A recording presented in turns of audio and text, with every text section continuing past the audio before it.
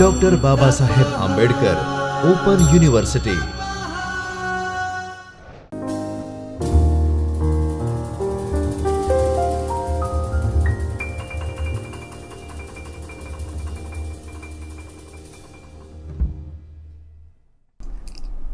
નમસ્કાર. Doctor Baba Saheb Ambedkar open યુનિવર્સિટીના ચૈતન્ય સ્ટુડિયોમાં હું doctor Diptiba Gohil, assistant professor political science, school of humanities and social sciences અંતર્ગત આપનું હાર્દિક સ્વાગત કરું છું. વિદ્યાર્થીઓ, SYBAમાં રાજ્યશાસ્ત્ર વિષયમાં પેપર નંબર 5માં આજે આપણે અભ્યાસ કરીશું એકમ નંબર 6. આ એકમનો મુખ્ય ઉદ્દેશ્ય મારો એ છે કે આ એકમના અભ્યાસથી, આજના વિડીયો લેક્ચરથી તમે અધિકારો એટલે શું તે જાણશો. આ ઉપરાંત તેની સાથે સાથે હકોના જે વિવિધ સિદ્ધાંતો છે તેની અંતર્ગત કુદરતી હકનો સિદ્ધાંત, કાનૂની હકનો સિદ્ધાંત, ઐતિહાસિક રૂઢિવાદી અધિકારોનો સિદ્ધાંત, સામાજિક કલ્યાણના અધિકારોનો સિદ્ધાંત, આદર્શવાદી સિદ્ધાંત, માર્ક્સવાદી સિદ્ધાંતથી તમે પરિચિત થશો. આ ઉપરાંત તમે અધિકારના વર્ગીકરણને સમજશો, જે અંતર્ગત તમે નૈતિક હકો, કાનૂની હકો, નાગરિક હકો, રાજકીય હકોની જાણકારી મેળવશો. વિવિધ પ્રકારના મૂળભૂત અધિકારોની સમજ પ્રાપ્ત કરશો. આ સાથે તમે મૂળભૂત અધિકારના રક્ષણની જોગવાઈઓ પણ સમજશો. મૂળભૂત અધિકારનું મહત્વ તેના આધારે તમે સમજી શકશો. વિદ્યાર્થી મિત્રો, તમને ખ્યાલ હશે જ કે રોજિંદા જીવન વ્યવહારમાં ક્યાંક કોઈક રીતે આપણે અધિકાર શબ્દ વાંચેલો હશે, સાંભળેલો હશે, અને લોકશાહીના જુદા જુદા પ્રકારો અંતર્ગત આપણે જે સમજ મેળવીએ છીએ તેમાં અધિકાર અગત્યનો છે. ખાસ કરીને લોકશાહી દેશ જે હોય એમાં અધિકારોનું ઘણું બધું મહત્વ છે. બંધારણમાં અધિકારોને સ્થાન આપીને તેના રક્ષણની ખાતરી લોકશાહી દેશોમાં મોટાભાગે આપવામાં આવે છે. જ્યારે બિન લોકશાહી દેશોમાં લોકો પોતાના અધિકારો ખૂબ જ મર્યાદિત પ્રમાણમાં ભોગવે છે. આ વિડીયો લેક્ચરમાં તમે અધિકારો વિશે વિગતવાર સમજૂતી મેળવશો. સૌપ્રથમ તો આપણે એ સમજીએ કે અધિકારો એટલે શું. કોને આપણે અધિકારો કહીએ? અધિકારો વ્યક્તિના સર્વાંગી વિકાસ માટે અનિવાર્ય હોય છે. અધિકારોનું સ્વરૂપ સામાજિક હોય છે અને તેનો ઉપયોગ વ્યક્તિ અને સમાજ માટે આવશ્યક હોય છે. અધિકારોનો વિચાર પ્રાચીન સમયથી જોઈ શકાય છે. એટલે કે શિલાલેખ, અશોકના અભિલેખમાં, પછી 1925નો બ્રિટિશ મેગ્ના કાર્ટા હોય કે 1689નો અધિકારોનો પ્રસ્તાવ હોય કે 1976ના અમેરિકાના સ્વાતંત્ર્ય સંગ્રામ પછી માનવ અધિકારોનો પ્રસ્તાવ હોય, 1789ની ફ્રાન્સ ક્રાંતિ પછી માનવ અધિકારોની ઘોષણા, રાષ્ટ્રસંઘનો અધિકારોનો પ્રસ્તાવ વગેરેમાં તેની રજૂઆત અને પ્રમાણ આપણને જોવા મળે છે. રાજ્યમાં રહેતા લોકોની સુખાકારી અને કલ્યાણમાં વધારો કરતી આવશ્યક પરિસ્થિતિઓનું સર્જન રાજ્ય દ્વારા કરીને તેને માન્યતા આપવામાં આવે છે. આ સ્થિતિને હકો તરીકે ઓળખાવી શકાય. હકો કે અધિકારો વિશે જુદા જુદા વિદ્વાનોએ વ્યાખ્યા આપવાનો પ્રયત્ન કર્યો છે અને એ વ્યાખ્યાનો આપણે અભ્યાસ કરીએ એક પછી એક. સૌપ્રથમ આપણે જોઈએ હેરોલ્ડ લાસ્કી. તેના મતે હકો એ વાસ્તવમાં તો સામાજિક જીવનની એવી પરિસ્થિતિઓ છે જેની વગર મનુષ્ય તેના જીવનમાં શ્રેષ્ઠતા પ્રાપ્ત કરી શકતો નથી. પ્રોફેસર સોલ્ટો આર એચ હકો વિશે જણાવે છે કે હકોમાં સંયુક્ત અને સામાજિક જીવન અભિપ્રેત છે અને તેમાં ફરજનો ખ્યાલ પણ સંકળાયેલો છે, ગૂંથાયેલો છે. કારણ કે આપણા હક એ અન્યની આપણા તરફની ફરજ છે અને તેમના હક એ આપણી તેમના તરફની ફરજ છે. અધિકારોની આ જે આપણે વ્યાખ્યાઓ જોઈએ તો એ વ્યાખ્યા અને સમજૂતીના આધારે કેટલાક બિંદુઓ આપણે તારવી શકાય. જેમ કે આપણે સૌપ્રથમ જોઈએ તો કે હક્કો એ રાજ્યની પરખ છે. રાજ્ય કેવા પ્રકારનું છે, લોકોની સુખાકારીમાં એ કેટલું કરી રહ્યું છે એની સમજ આપણને મળે છે. હકોનો ઉદ્ભવ સામાજિક જીવનમાંથી થાય છે અને હકો એ વ્યક્તિનો રાજ્ય અને સમાજ સાથેનો દાવો છે. હકો અને ફરજો રાજ્ય અને નાગરિકને જોડતી કડી છે. આ ઉપરાંત હક અને ફરજ અભિન્ન છે. એમ આપણે કહી શકીએ. હવે આપણે વાત કરીશું હકોના સિદ્ધાંતો, જેમાં વિકાસશીલ સમાજમાં અધિકારોનું સ્વરૂપ જેમ બદલાતું જાય છે તેમ સમયાંતરે માનવીને તેના સ્થાન અને દરજ્જા પ્રમાણે અધિકારો મળતા ગયા છે, અને આ સાથે જ અધિકારો માટેના વિચારોમાં પણ પરિવર્તન આવ્યું છે. હકોના જે જુદા જુદા સિદ્ધાંતો છે તે સિદ્ધાંતોમાં તે વ્યક્ત થાય છે, જેનો ટૂંકમાં અભ્યાસ કરવો, માહિતી મેળવી જરૂરી છે. એમાં સૌપ્રથમ આપણે જોઈએ કુદરતી હકનો સિદ્ધાંત. આ સિદ્ધાંત અનુસાર અધિકાર દરેક વ્યક્તિને જન્મથી જ પ્રાપ્ત થાય છે. રાજ્યની ઉત્પત્તિ પહેલા કુદરતી અવસ્થામાં વ્યક્તિને કેટલાક મહત્વપૂર્ણ અધિકારો પ્રાપ્ત થયા હતા.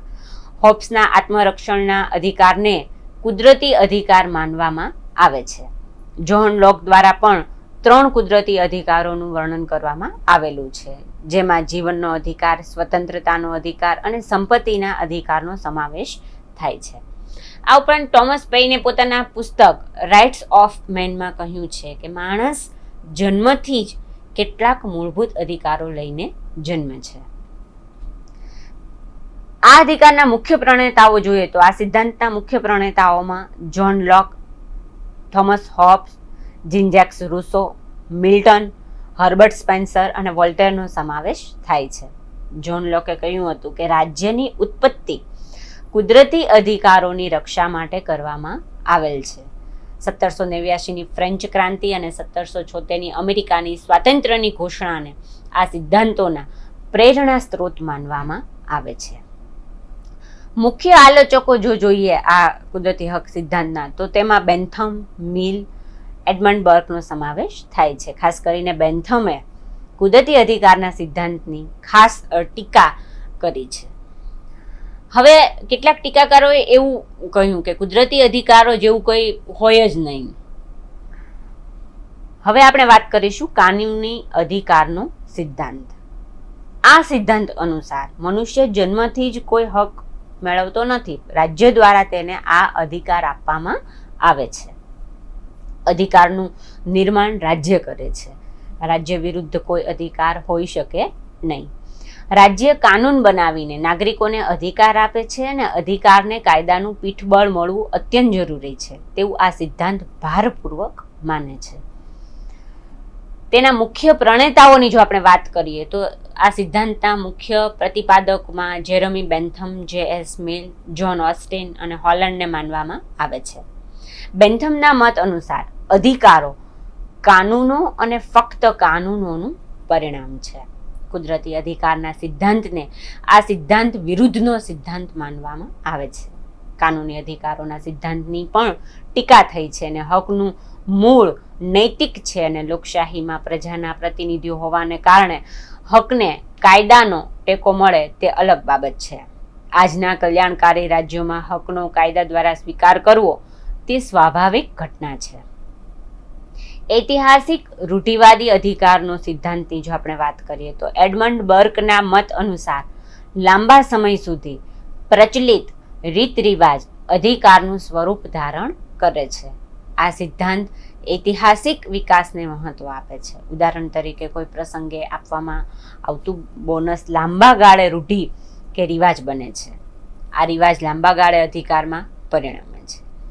આ સિદ્ધાંત મુજબ અધિકારો ઇતિહાસની દેન છે, અને એટલે કે ઇતિહાસની પ્રચલિત પ્રણાલિકાઓ અને રીત રિવાજો કે પરંપરાઓમાંથી તેનો જન્મ થાય છે. તેના મુખ્ય પ્રણેતાઓની જો આપણે વાત કરીએ તો એડમંડ બર્ક અને સર હેનરી મેનને તેના મુખ્ય સમર્થક માનવામાં આવે છે. હવે આપણે વાત કરીશું સામાજિક કલ્યાણના અધિકારના સિદ્ધાંતની. આ સિદ્ધાંત અનુસાર અધિકાર એ સમાજ કલ્યાણની શરતો છે. વ્યક્તિને હક સામાજિક શ્રેય કે કલ્યાણમાં પોતાનો ફાળો આપવા મળે છે. તે સમાજ વિરુદ્ધમાં વર્તન કરી શકે નહીં. ઉપયોગિતાવાદી વિચારધારા અનુસાર અધિકતમ લોકોનું અધિકતમ સુખ જે અધિકારોની વ્યવસ્થાનો આધાર છે, અને હેરોલ્ડ લાસ્કી પોતાના પુસ્તક ગ્રામર ઓફ પોલિટિક્સમાં અધિકારોને 2 વિભાગમાં એને વહેંચ્યો છે, જેમાં હકારાત્મક અને નકારાત્મક અધિકારનો સમાવેશ થાય છે. તેના મુખ્ય પ્રણેતાઓ જો જોઈએ તો આ સિદ્ધાંતના મુખ્ય હિમાયતીઓમાં બેન્થમ, જેએસ મિલ, હેરોલ્ડ લાસ્કી, ટી.એચ. ગ્રીનનો મુખ્યત્વે સમાવેશ થાય છે. સામાજિક કલ્યાણના આ સિદ્ધાંતને વ્યક્તિગત સ્વતંત્રતાનો વિરોધી માનવામાં આવે છે. હવે આપણે વાત કરીશું આદર્શવાદી સિદ્ધાંતની. આ આદર્શવાદી સિદ્ધાંત અનુસાર અધિકાર એટલે મનુષ્યના વ્યક્તિત્વના સંપૂર્ણ વિકાસ અર્થે આવશ્યક સંજોગોનું નિર્માણ. વ્યક્તિત્વની સંપૂર્ણતા એ આદર્શ છે અને આ આદર્શ સિદ્ધ કરવા અધિકારો હોય છે.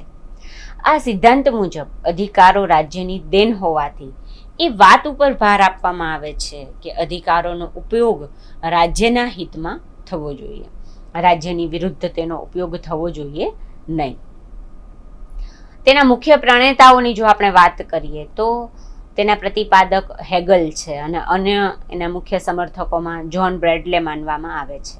હવે આપણે વાત કરીશું માર્ક્સવાદી સિદ્ધાંતની. આ માર્ક્સવાદી સિદ્ધાંત અનુસાર કોઈ પણ રાજ્યમાં પ્રચલિત અધિકારો પ્રભાવશાળી મૂડીપતિ વર્ગના અધિકારો હોય છે. કાર્લ માર્ક્સે મૂડીવાદી વ્યવસ્થામાં સંપત્તિના અધિકારને મૂડીપતિ વર્ગનો મુખ્ય અધિકાર માન્યો છે. કાર્લ માર્ક્સે મૂડીવાદી વ્યવસ્થાના નાશ માટે સમાનતા અધિકારોને લાગુ કરવા ઉપર ભાર આપ્યો, જે માર્ક્સવાદનું પ્રથમ કાર્ય હશે. કાર્લ માર્ક્સે જણાવ્યું કે આ કાર્ય વગર કોઈ અધિકાર નહીં અને અધિકાર વગર કોઈ ફરજ નહીં. સામ્યવાદી વ્યવસ્થામાં કામ મેળવવાનો અધિકાર એ નાગરિકોનો પ્રથમ અધિકાર હશે. મુખ્ય પ્રણેતાઓની જો એમાં વાત કરીએ તો કાર્લ માર્ક્સ તેના પ્રતિપાદક છે અને મુખ્ય સમર્થકોમાં ફ્રેડરિક એન્જલ્સનો સમાવેશ થાય છે.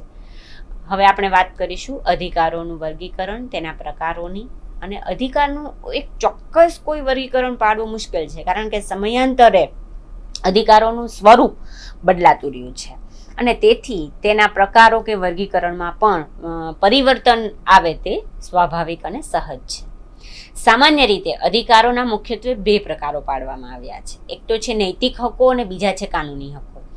કાનૂની હકોના સંદર્ભમાં વાત કરીએ તો એમાં કાનૂની હકોના બે પ્રકારો છે, જેમાં નાગરિક હકો અને રાજકીય હકોનો સમાવેશ કરવામાં આવે છે. મૂળભૂત અધિકારોની વિગતવાર ચર્ચા કરતા પહેલા અધિકારોના પ્રકારોનો પણ અભ્યાસ કરવો જરૂરી હોવાથી તેની ટૂંકમાં સમજૂતી આપણે એકવાર મેળવી લઈએ. સૌપ્રથમ આપણે માહિતી પ્રાપ્ત કરીશું નૈતિક હકો વિશે, જે સિદ્ધાંત કે હકોના સ્વીકાર પાછળ નીતિમત્તાનું પીઠબળ રહેલું હોય તથા રાજ્યની સત્તાનું પીઠબળ જેની પાછળ નથી એવા હકો નૈતિક હકો તરીકે ઓળખાય છે. નાનપણથી જ બાળકોને નીતિમત્તાના પાઠ શીખવવામાં આવે છે, જેનો મુખ્ય હેતુ સભ્ય નાગરિકના નિર્માણનો છે.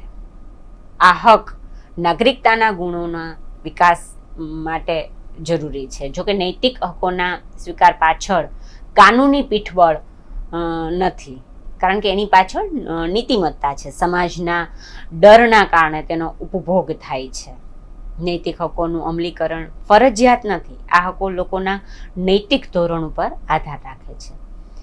બીજા હકો છે કાનૂની હકો, જેમાં રાજ્યમાં વસવાટ કરતા લોકો જે હકો ભોગવે છે તેને તથા જેની પાછળ કાનૂની પીઠબળ હોય તેને કાનૂની હકો તરીકે ઓળખવામાં આવે છે. આ હકોની પાછળ રાજ્યની સત્તા રહેલી હોવાથી અયોગ્ય રીતે તેનો ભંગ થાય તો ભંગ કરનારને શિક્ષા કે દંડ કરવામાં આવે છે. કાનૂની હકોના બે પ્રકારો પાડવામાં આવ્યા છે, જે એક પછી એક આપણે જોઈ લઈએ. એમાં સૌપ્રથમ છે નાગરિક હકો, અને આ નાગરિક તરીકે દરેકને પોતાના જીવન અને સમાજની ઉન્નતિ માટે આપવામાં આવેલ હકોનો સમાવેશ નાગરિક હકોમાં કરવામાં આવે છે. સામાન્ય રીતે આ નાગરિક હકોમાં જ મૂળભૂત અધિકારોનો સમાવેશ કરવામાં આવે છે.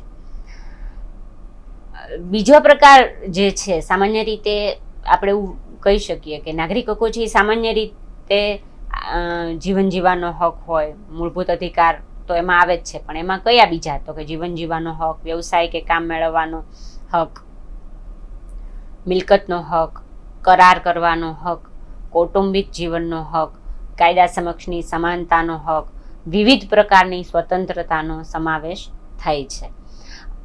આ હકો રાજ્યમાં વસવાટ કરતા લોકોને પ્રાપ્ત થાય છે. રાજકીય હક્કો વિશે જો જાણીએ, બીજો પ્રકાર છે તો રાજકીય હક્કો રાજ્યમાં રહેતા લોકો કે નાગરિકોને પ્રાપ્ત થાય છે. રાજકીય હક્કો દ્વારા નાગરિકોને રાજકીય તંત્રમાં ભાગ લેવાની એક તક મળે છે અને આ પ્રકારની તક માત્ર નાગરિકોને આપવામાં આવે છે અને પરદેશીઓને આવી તક ન હોવાથી આ હક્કો તેમને ભોગવવા મળતા નથી. આ હક્કોમાં 3 હક્કોનો સમાવેશ થાય છે. સામાન્ય રીતે જેમ કે મતાધિકારનો હક, રાજ્ય દ્વારા નક્કી થયેલ પુખ્ત વય મતાધિકારના ધોરણે આ મતાધિકારનો હક નાગરિકોને પ્રાપ્ત થાય છે. ઉદાહરણ તરીકે ભારતમાં 18 વર્ષે સાર્વત્રિક પુખ્ત વય મતાધિકારના ધોરણે આ હક આપવામાં આવ્યો છે. જો કે રાજ્ય મતાધિકાર માટે કેટલીક યોગ્યતાઓ પણ નક્કી કરે છે ને જે વ્યક્તિને તે યોગ્યતા ધરાવતો હોય તેને આ અધિકાર પ્રાપ્ત થાય છે. બીજું છે ચૂંટણીમાં ઉમેદવારી નોંધાવવાનો હક. આ અધિકાર મુજબ વ્યક્તિ રાજ્ય દ્વારા આયોજિત વિવિધ ચૂંટણીઓમાં ઉમેદવારી નોંધાવી શકે છે અને તે માટેની લાયકાતો કે યોગ્યતા તેની પાસે હોવી આવશ્યક છે. આ હકના અધિકારથી નાગરિકને સ્થાનિક અને રાષ્ટ્રીય મંચ ઉપર રાજકારણમાં પ્રવેશ કરીને રાજકીય ભૂમિકા ભજવવાની તક પ્રાપ્ત થાય છે. ત્રીજું છે સરકારી સ્થાન મેળવવાનો હક. દરેક નાગરિકને સરકારી નોકરીમાં પ્રવેશ મેળવવાની સમાન તક આપવામાં આવે છે, જો કે તે માટે નક્કી કરવામાં આવેલ યોગ્યતા તે ધરાવતો હોવો જોઈએ. તો લોકશાહીમાં આ પ્રકારના અધિકારો આપવામાં આવે છે. જો કે આ અધિકારો મળી જવાથી તેનો ઉપયોગ સંપૂર્ણ અને યોગ્ય રીતે થશે જ એવું પણ જરૂરી નથી. શિક્ષણ અને જાગૃતિનો અભાવ, નિરસતા, રાજકીય બાબતોમાં નિષ્ક્રિયતા વગેરેના કારણે આ અધિકારોનો સંપૂર્ણ ઉપભોગ દરેક વખતે થતો નથી. શિક્ષણ ઓછું હોય તો પણ એનો મર્યાદિત ઉપયોગ થાય છે. એવી અપેક્ષા ચોક્કસ રાખવામાં આવે છે કે તેનો મહત્તમ સુયોગ્ય ઉપયોગ થાય, જેથી લોકશાહીને અનુરૂપ પરિસ્થિતિનું નિર્માણ વાસ્તવમાં સંભવિત બને. હવે આપણે વાત કરીશું મૂળભૂત અધિકારો વિશે. જે અધિકાર વ્યક્તિના વ્યક્તિત્વના સર્વાંગી વિકાસ માટે પાયાના હોય છે તેને મૂળભૂત અધિકાર તરીકે ઓળખવામાં આવે છે. ઉદારવાદી વિચારની સાથે લોકશાહી શાસન વ્યવસ્થામાં મૂળભૂત અધિકારોનો વિચાર અને સ્વીકાર કરવામાં આવ્યો છે. કોઈ પણ રાજ્યનું મૂલ્યાંકન તેને આપેલા મૂળભૂત અધિકારોને આધારે માપી શકાય છે. મોટાભાગની સરકારી વ્યવસ્થામાં અધિકારોને બંધારણમાં સ્થાન આપવામાં આવતું હોય છે, તેને કાનૂની સ્વરૂપ પણ આપવામાં આવતું હોય છે. આ અધિકારો અલગ અલગ દેશમાં જુદા જુદા પ્રકારે અમલમાં હોય છે. આમ છતાં સર્વમાન્ય કે સ્વીકાર્ય કેટલાક પાયાના મૂળભૂત અધિકારોનો સ્વીકાર લગભગ તમામ લોકશાહી દેશોએ કર્યો હોવાથી તેનો અભ્યાસ સમગ્રલક્ષી કરવો આવશ્યક છે. આ મૂળભૂત અધિકારોને સરળ રીતે સમજવા જરૂરી છે અને એ માટે મુખ્યત્વે આપણે જોઈએ તો જીવન, શિક્ષણ, સ્વતંત્રતા, સમાનતા, રાજકીય અને આર્થિક હક્કો, સામાજિક હક્કોને લગતી બાબતો એમાં આવરી લેવામાં આવી હોય છે. સૌપ્રથમ આપણે જોઈએ જીવનને લગતો હક. આ અધિકારનું અર્થઘટન વિવિધ રીતે કરવામાં આવે છે. રાજ્યએ એવી પરિસ્થિતિનું નિર્માણ કરવાનું છે કે લોકો પોતાનું જીવન નિશ્ચિંત બનીને જીવી શકે. રાજ્ય જરૂર લાગે ત્યાં કાયદો અને વ્યવસ્થા લાગુ કરીને સમાજ વિરોધી તત્વોને શિક્ષા કરી શકે છે. રાજ્ય પોતાની અમર્યાદિત સત્તાનો દુરુપયોગ કરીને વ્યક્તિને મૃત્યુદંડની સજા કરી શકે નહીં. વ્યક્તિ પોતે પોતાનું આત્મરક્ષણ કરવાનો અધિકાર ધરાવે છે. આત્મરક્ષણ માટે કરવામાં આવતું બળ પ્રયોજન સ્વીકાર્ય છે. આ અધિકારનું એક અર્થઘટન એવું પણ છે કે વ્યક્તિ પોતે પોતાના જીવનનો અંત લાવી શકે નહીં, એટલે કે આત્મહત્યા કરવી એ એક ગુના સમાન છે. બીજો એક હક છે કૌટુંબિક જીવનનો હક. લોકશાહીમાં આ અધિકાર અગત્યનો છે. કુટુંબ એ સમાજ અને રાજ્યનો પાયો છે. આ અધિકારનું અર્થઘટન એ રીતે આપણે કરી શકીએ કે નાગરિક પોતાની ઈચ્છા અનુસાર કુટુંબ રચીને જીવન જીવી શકે છે. લગ્નનો હક, બાળકો સંબંધિત હકનો સમાવેશ આ અધિકાર અંતર્ગત કરવામાં આવ્યો છે. દરેકને પોતાની પસંદગી અનુસાર કૌટુંબિક સંબંધો બાંધવાનો, વિકસાવવાનો અધિકાર છે. રાજ્ય સામાજિક ઉન્નતિને ધ્યાનમાં રાખીને કુટુંબ જીવનના નિયમનને લગતા કાયદાનું ઘડતર કરી શકે છે. કાયદા દ્વારા સંરક્ષણ પણ આપી શકે છે. રાજ્ય બિનજરૂરી બાબતોમાં વ્યક્તિના કૌટુંબિક જીવનમાં દરમિયાનગીરી કરી શકે નહીં. હસ્તક્ષેપ તે બિનજરૂરી કરી શકે નહીં. સ્વતંત્રતાનો હક, આ હક પણ અગત્યનો છે. વ્યક્તિને સ્વતંત્રતાનો હક આપવામાં આવે તે અત્યંત આવશ્યક છે, કારણ કે આ અધિકારની સાથે જ સંકળાયેલ સ્વાતંત્ર્ય સંબંધિત હકોની સમજૂતી આપણે મેળવીએ, જે અંતર્ગત અંગત સ્વાતંત્ર્યના હકનો સમાવેશ થાય છે. પોતાનું જીવન કેવી રીતે જીવવું તે નક્કી કરવાનો હક વ્યક્તિને છે. ગુલામી પ્રથાનો અંત લાવવાની હિમાયત પણ આ હક કરે છે. સરકાર પોતાની મરજી અનુસાર મનસ્વી રીતે વ્યક્તિની સ્વતંત્રતા ઉપર મર્યાદા કે નિયંત્રણ મૂકી શકે નહીં. વ્યક્તિની ધરપકડ સમયે તેને બંદી પ્રત્યક્ષીકરણની રૂએ અદાલત સમક્ષ હાજર કરવી પડે છે અને તેની ધરપકડના કારણો પણ જણાવવા પડે છે. ધરપકડ પછી અમુક નિશ્ચિત થયેલી કલાકોમાં મેજિસ્ટ્રેટ સમક્ષ તે વ્યક્તિને રજૂ કરવી પડે છે અને તે વ્યક્તિને પોતાના બચાવ માટે વકીલને રોકવાની, તે માટે મંત્રણા કરવાની સ્વતંત્રતા છે. અદાલતે આપેલા ચુકાદા સામે વ્યક્તિ ઉપલી અદાલતમાં પણ અપીલ કરી શકે છે. ત્યારબાદ આપણે જો વાત કરીએ તો વાણી અને અખબારી સ્વાતંત્ર્યનો હક. માનવી સતત વિચારશીલ પ્રાણી છે. લોકશાહીમાં વિચારોની સતત આપ-લે થતી હોય છે અને એ જરૂરી છે. વ્યક્તિને એ મૂળભૂત અધિકાર છે કે તે પોતાના વિચારો સ્વતંત્ર રીતે વ્યક્ત કરી શકે. તેને પોતાના વિચારો છૂટથી રજૂ કરવાની તક આપવી આવશ્યક છે. આ અધિકાર સાથે અખબારી સ્વાતંત્ર્ય પણ સંકળાયેલ છે. વ્યક્તિ પોતાના વિચારો ફેલાવવા માટે અખબારોની મદદ લઈ શકે છે. લોકશાહીમાં લોકમત ખૂબ જ અગત્યનું છે અને લોકમત ઊભો કરવાનું અગત્યનું સાધન અને માધ્યમ અખબાર છે, ન્યૂઝપેપર છે. અખબારી સ્વાતંત્ર્ય અને વાણી સ્વાતંત્ર્યનો અમર્યાદિત ઉપયોગ ન થઈ શકે તેનું પણ ધ્યાન રાખવું પડે છે, કારણ કે તેની ઉપર કેટલાક વાજબી નિયંત્રણો રાજ્ય મૂકે છે. એટલે કે વ્યક્તિ ગમે તેમ વાણી સ્વાતંત્ર્યનો ઉપયોગ કરી શકે નહીં. તેનો દુરુપયોગ કરનારા સામે શિક્ષાત્મક પગલાં લઈ શકાય છે. ત્યાર પછી હક છે મંડળો રચવાનો અને સભા ભરવાનો હક. જુદા જુદા પ્રકારના મંડળોની રચના કરવાનો અને સભા ભરવાનો અધિકાર લોકશાહીમાં અત્યંત મહત્વનું છે. વાણી તથા અખબારી સ્વાતંત્ર્યના હકની સાથે આ હક સંકળાયેલા છે.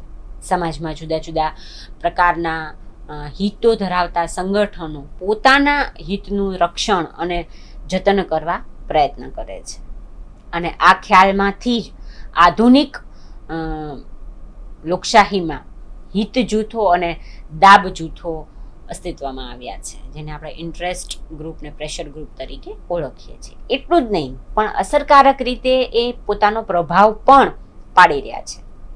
લોકશાહી વ્યવસ્થામાં સરઘસો કાઢીને પોતાનું સમર્થન કે વિરોધ પ્રદર્શિત કરવાની રીતનું ઘણું જ મહત્વ રહેલું છે. પછી આપણે વાત કરીએ તો અંતઃકરણની સ્વતંત્રતાનો હક. આ હક પણ અગત્યનો છે, કારણ કે અંતઃકરણની સ્વતંત્રતાનો અર્થ એવો કરવામાં આવે છે કે લોકો પોતાના અંતર્મનની ઈચ્છા અનુસાર પોતાને યોગ્ય લાગે તે રીતે વર્તન કરી શકે છે. જો કે તેના અન્વયે નુકસાન ન થાય તે પણ ધ્યાનમાં રાખવાનું હોય છે. આ ઉપરાંત ખાસ કરીને ધાર્મિક સ્વતંત્રતાના સંદર્ભમાં પણ આ હક આપવામાં આવે છે. રાજ્યમાં વસવાટ કરતી વ્યક્તિને પોતાની પસંદગી અનુસારનું યોગ્ય લાગે તે ધર્મનું તે પાલન કરી શકે છે અને પોતાની પસંદગી અનુસાર પાલન કરીને એનું પ્રચાર પ્રસાર કરી શકે છે અને આ પ્રકારની સ્વતંત્રતા તેને હોવી જોઈએ. આમ જુદા જુદા પ્રકારની સ્વતંત્રતા આપતા અધિકારો લોકશાહી દેશમાં અલગ અલગ રીતે સ્વીકારાયેલા જોવા મળે છે. સ્વાતંત્ર્યના આ અધિકારોનો ઉપભોગ અમર્યાદિત ન હોઈ શકે, એટલે કે રાજ્ય તેની ઉપર આવશ્યક હોય તેવા નિયંત્રણો કે મર્યાદાઓ પણ મૂકે છે.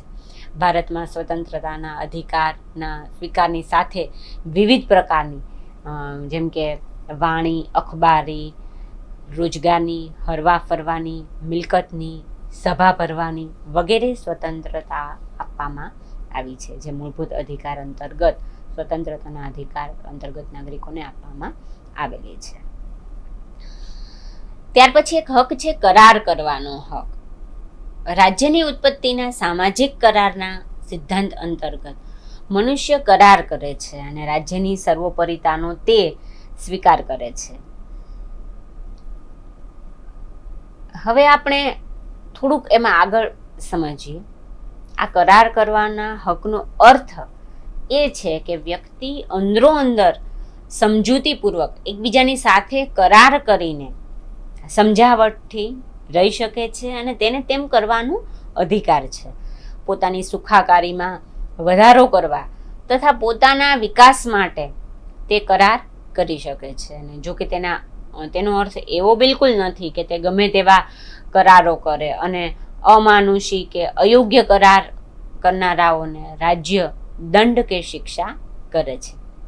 સામાજિક કરારના સિદ્ધાંત અંતર્ગત રાજ્ય પોતે કરારનું પરિણામ છે તેવું માનવામાં આવ્યું છે. ત્યાર પછીનો એક હક છે કાયદા સમક્ષ સમાનતાનો હક. કોઈ પણ પ્રકારના ભેદભાવ વગર દરેકને સમાન ગણીને ન્યાય મળી રહે તે લોકશાહીમાં અત્યંત આવશ્યક છે. અને કાયદા સમક્ષ દરેક વ્યક્તિ સમાન છે, એટલે સૌની માટે કાયદો સમાન છે અને કાયદા માટે સૌ સમાન છે. એટલે કાયદો બધા માટે સમાન રીતે લાગુ થવો જોઈએ. ન્યાયની સમાનતા પણ એમાં ખૂબ જ અગત્યની છે. કાયદાનું શાસન લોકશાહીમાં અત્યંત મહત્વનું છે એમ આપણે કહી શકીએ. ત્યારબાદ અધિકાર પછીનો જોઈએ તો એ છે શિક્ષણનો હક. લોકશાહીમાં શિક્ષિત નાગરિકોની ખાસ જરૂર હોય છે અને આ હકના માધ્યમ દ્વારા નાગરિકોનું ખરા અર્થમાં ઘડતર થાય છે. શિક્ષિત પ્રજામાં નાગરિકતાના ગુણોનો વિકાસ ઝડપથી થાય છે અને દરેકને આ અધિકાર હોવો જોઈએ કે તે ઈચ્છે તેટલું શિક્ષણ પ્રાપ્ત કરી શકે. લોકશાહીમાં શિક્ષણનો હક એ મૂળભૂત હક ગણાય છે. જે દેશમાં નાગરિક શિક્ષિત ન હોય ત્યાં લોકશાહી હોવા છતાં લોકોનો વિકાસ રૂંધાય છે અને લોકો યોગ્ય અયોગ્યનો, સારા નરસાનો સ્વતંત્ર રીતે વિચાર કરી શકતા નથી. અને સ્વતંત્ર વિચાર કરવા માટે શિક્ષણ એ પાયાની આવશ્યકતા ગણાવી શકાય. શિક્ષણના હકના માધ્યમ દ્વારા જ નાગરિકો ખરા અર્થમાં જાગૃત અને સક્રિય બનીને રાજકારણમાં અને વહીવટી તંત્રમાં રસ લેતી થાય છે. શિક્ષણનો અર્થ માત્ર સાક્ષરતા પૂરતો મર્યાદિત ન રાખતા વિશાળ અર્થમાં એને જોઈએ તો વ્યક્તિ ખરેખર સમજ મેળવતો હોવો જોઈએ. આધુનિક લોકશાહી રાજ્યોમાં શિક્ષણના હક અંતર્ગત ઘણા લાભો આપવામાં આવે છે અને જેથી લોકોના સર્વાંગી વિકાસની પ્રક્રિયાને વેગ મળે છે. ત્યાર પછીનો અધિકાર છે આર્થિક અધિકાર, આર્થિક હકો. લોકશાહીમાં આર્થિક હકો ખૂબ જ અત્યંત મહત્વના છે, કારણ કે શરૂઆતમાં સમયમાં હકોની માંગણી સમયે કામ મેળવવાનો અધિકાર અગ્રેસર સ્થાને હતો અને સામાજિક કે રાજકીય હકો કરતાં પણ આર્થિક હકોનું મહત્વ અત્યંત વિશેષ પ્રકારનું હતું તેમ કહી શકાય. આર્થિક હકો અંગે સરળ સમજૂતી જો આપણે મેળવવી હોય તો આપણે એવું કહી શકીએ કે સામાન્ય રીતે વ્યવસાય કે કામ કરવાનો હક વ્યક્તિને હોવો જોઈએ. પોતાના જીવન ગુજરાન માટે આર્થિક ઉપાર્જન આવશ્યક છે અને માનવીને એ અધિકાર છે કે તે આર્થિક ઉપાર્જન કરવા માટે કામ મેળવે. પ્રાચીન સમયમાં અમુક પ્રકારના કાર્યો માટે અમુક પ્રકારના લોકોને જ પ્રાધાન્ય મળતું હતું. આધુનિક સમયમાં લોકશાહીના સ્વીકાર સાથે દરેકને પોતાની પસંદગી અને ક્ષમતા અનુસારનો વ્યવસાય કરવાની છૂટ છે. કોઈ પણ કારણથી રાજ્ય રોજગારી ન આપી શકે તો બેકારીના સમયમાં વ્યક્તિને રાહત આપવાની અને નવું કામ શોધી આપવાની રાજ્યની જવાબદારી છે. અમુક રાજ્યમાં બેરોજગારોને રાજ્ય અમુક રાહતના ભાગરૂપે મદદ કરે છે. જો કે દરેક રાજ્ય માટે આવી સહાય કરવી જરૂરી નથી અને પોસાય પણ નહીં, પણ દરેક પોતાની પરિસ્થિતિ સંજોગો અનુસાર રાજ્ય નિર્ણય કરીને નાગરિકોને લાભ આપે છે. યોગ્ય વેતનનો હક પણ હોવો જોઈએ. વિદ્યાર્થીઓ અધિકારો અંતર્ગત આપણે અહીંયા અટકીએ. આપણે જે અત્યાર સુધી વાત કરી તેમાં તમે સ્વાધ્યાય રૂપે અધિકારો એટલે શું, અધિકારોના અંતર્ગત વિવિધ સિદ્ધાંતો અને એનું વર્ગીકરણ કે પ્રકારોનો અભ્યાસ કરીને તમે સ્વેચ્છાએ તમારી અનુકૂળતાના સમયે સ્વાધ્યાય રૂપે પ્રશ્નો તૈયાર કરીને એના જવાબો લખીને તમારું સ્વમૂલ્યાંકન કરવાનો પ્રયત્ન કરશો. તંદુરસ્ત સ્વાસ્થ્યની શુભકામનાઓ. નમસ્કાર. स्वाध्यायः